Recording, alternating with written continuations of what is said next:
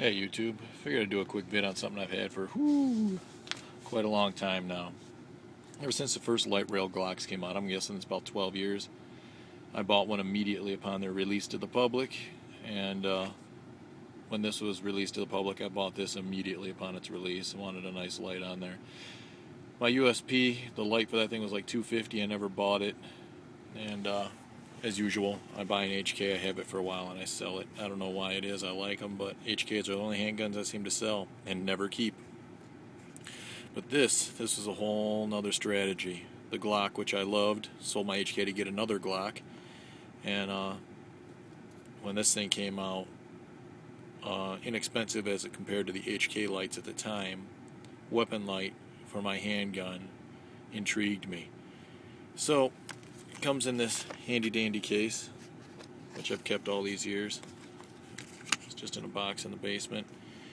The foam, the light, room for 2 batteries without making noise. I keep the batteries in it. It could be keep spares there, but I'll get into that in a minute. It takes 2 CR 123. Hold on a second. There we go. 2 CR 123 batteries. They last a pretty good amount of time. It's on a hinge. You'll see the back plate hinges here, and then you see that nub right there by my finger, and then it rocks in and clicks, and it has a toggle switch. This way, whether you push it from either side, does not lock. That's momentary on. You can hold it for as long as you want, and the other direction is a click, and again you can push it from either side, and that will be constant on. Yeah, it's pretty handy. The groove in the recess in here fits around the trigger guard on the Glock. This was mainly designed for the Glock at the time because it has that same mounting rail, and nothing else really had that option at the time. So this is pretty Glock specific at that point in time, but has opened up to many other weapons since then. You see the nub fits into that groove between the batteries there, and then the pinch point rocks right in there. You'll see momentary on is pretty substantial, and constant on. Did I blind you? Not bad for a little old incandescent. The runtime isn't what the new lights are, and the battery life and the brightness, I should say, the lumens and the brightness aren't what the new ones are. I think this thing's 100, which impressed me at the time, and is plenty enough. And I think the runtime they said is an hour. I found you get a lot more, and it slowly dims out, so you can tell they're going down. Unlike a lot of the LED or Surefire lights, even their incandescents, they just went to straight off. You never really got a time to figure out that you were losing battery power. It's made of a polymer case, a polymer bezel, and a polymer back, so it's much lighter than my Streamlight, I'd say. The TLR1, which is all aluminum, and it has a much better locking mechanism on this bar. It's like the takedown lever on your Glock, so it just slides on the front and clicks, and I think it's patented, which is why nobody else is using it. Streamlight tries to sell theirs as more efficient because you're not putting your hand in front of the muzzle, and it's safer to rock it on by the side. But this one, when you slide it on and it clicks, the light is pointed dead at where my sights are at in the home distances. So I could just use the light to aim if it was really hairy and it was dark, without having to try and find my sights, which show up great behind this light. With the TLR1, it always seems to be mounted like that. I'll pull it over and screw the thing down and it'll be pretty much okay. But this is a much better mount. It's lighter and it's more flush fit. As a matter of fact, I just show you. Here's the nice case. Say bye-bye. See what I got in here. Alright. Here's where I carry my spare batteries. Got it off County Com. It's pretty nifty. Doesn't rattle too much.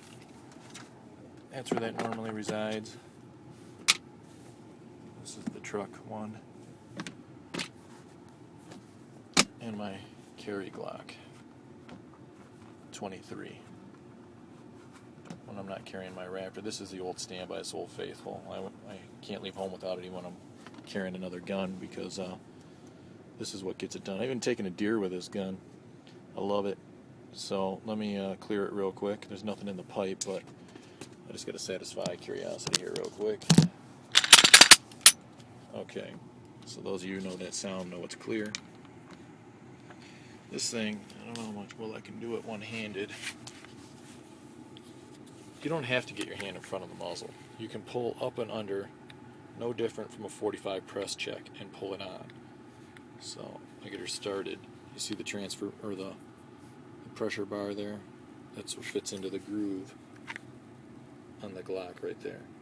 So you don't have to be in front of the barrel, which is Streamlight's big selling point. And you don't even have to pull down the bars.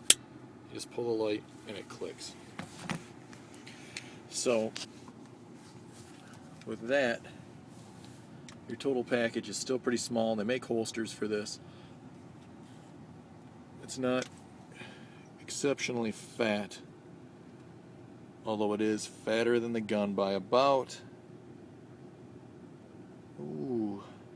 3/16 on each side. And the bezel is just about a 1/16 wider than the handgun slide on each side. It's very intuitive. Your finger falls right on the momentary and constant on rocker. If you're sitting up here and need to make a shot, you could drop right into it, or you can go without touching it, but you could click it. I find using my left hand as my support hand, I like to push down with this one, and then with my strong side work the trigger. I don't like to work this rocker with my trigger finger. So I get on these grooves, which are very nice, and then we'll go with the word jimping. This knurling on here, this recess spot, is enough to grab your finger very well, even if it's a little adverse. And with gloves, I found it works all right. So I get my support grip would be out, down, and trigger fingers behind here, working that. I like the momentary, and you can still give it the full. So you'll notice how smooth the transition is between the gun and the light. You can't even feel it. It's like that on both sides. I like that as opposed to the TLR 1s and 2s that are like big chunks hanging off the side. So for my money, it's an M3 every time. It's lighter. It seems to point better. You can use the light. I mean, your mileage may vary. Your circumstances will be different than mine. I found that with this M3 and the other ones that I've played with, on this Glock and the other ones I've played with, that it points straight, and I can use the light as an aiming source if I had to, without having to find sights. On my TLR 1, it's not like that. It'd be close enough for bad breath distance, of course, but this thing, I'd feel pretty confident with shooting the center of the light out to a fairer distance. I don't know if that affects anything for you guys, but it's a small package. It's a very light package. It doesn't make the gun obtrusive. You'll notice that the trigger guard flows flat along here. They thought this all out well when they did it. You'll see how nice it fits back in there, even with the Glock bump here, how that wraps around. It was designed for this gun. Other guns may fit it now, but this was where it was made, no doubt. So I got to cut this one short. I'm not sure if I'll do any other parts on here, but I highly recommend it if you're looking at them. Running out of time on this one. You guys have a good day.